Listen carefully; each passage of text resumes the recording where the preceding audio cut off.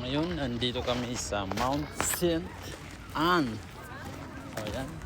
Paakit kami doon sa taas. Sasakay kami ng cable car. Dito sobrang daming tao.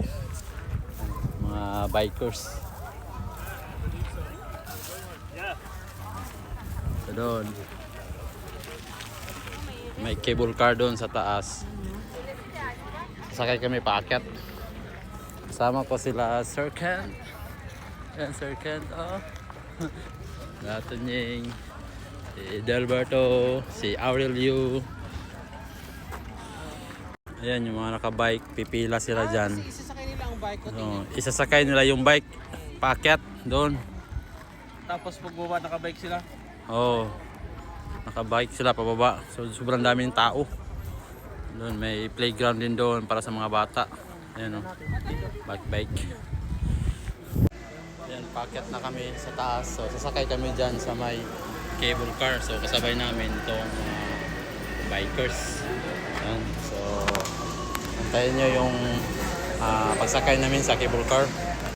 So yung iba may dalang mga bike kasi inaakyat nila yan doon sa taas tapos magbabike sila pababa. So yan ang tropa. Excited na silang sumakay. So yan na, malapit na kami sa pila. So yan yung kasabayan namin. Sila nagdala ng bike kasi isasakay nila yan dito sa may cable car. Yan ang tropa, nakasakay na.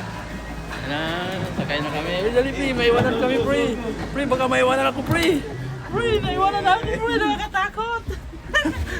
So yan ang tropa. So packet na kami doon sa taas. So yung iba, mga lokal dito, may dala silang bike kasi maganda mag-bike doon sa taas, pababa. So sinasakay nila yung bike nila. So yan na, sinarado na namin yung pinto kasi umaarangkada na. So hindi nga lang natin makita yung labas kasi malabo yung sakyan. Ito. Okay lang di ba? Ayan bro, ayos lang.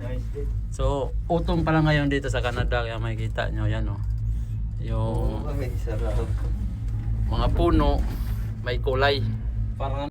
So yan na, packet na kami sa taas.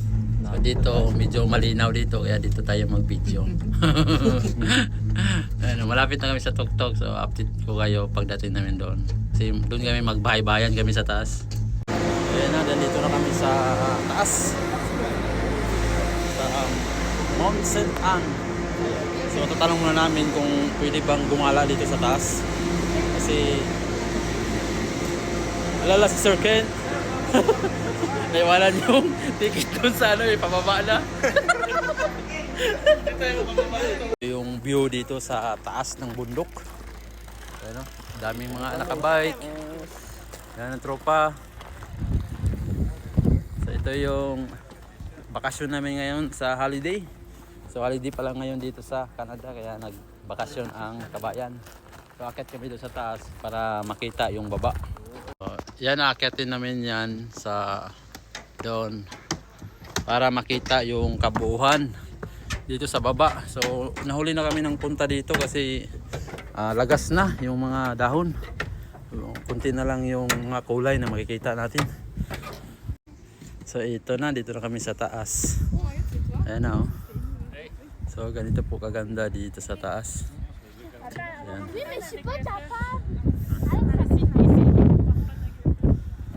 So yan. Dito na kami sa tuktok ng Mount St. Anne. So isang oras may ang biyahe namin simula doon sa bahay. So ito yung ganda dito sa taas. Yan oh. So maraming rides. So hindi kami sumakay dyan, parang hindi siya operational. Doon kami sumakay. So maganda sana dito kasi kitang kita. Doon kasi sinakyan namin. Hindi makita yung sa loob. Nakatimlid. So marami dito yung may dalang bike. Sasakay nila yung bike pataas. Tapos bike na sila pababa. Magaganda na. Grabe. Ang lamig. So ang temperatura ngayon nasa 10 ata yung lamig niya. Kaya kahit maaraw naka-jacket kami kasi nga alam namin malamig dito sa taas. So after nito, bababa kami doon. Diyan lang sa unahan, mayroong kainan. Diyan kami kakain. So salamat sa sponsor, Edelberto. Ayan o. So sulit yung bakasyon. Tanggal yung pagod namin. So salamat talaga sa sponsor namin.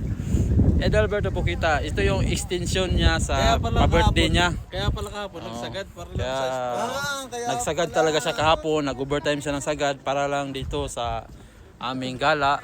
Yan o, so sobrang ganda. Sulit talaga.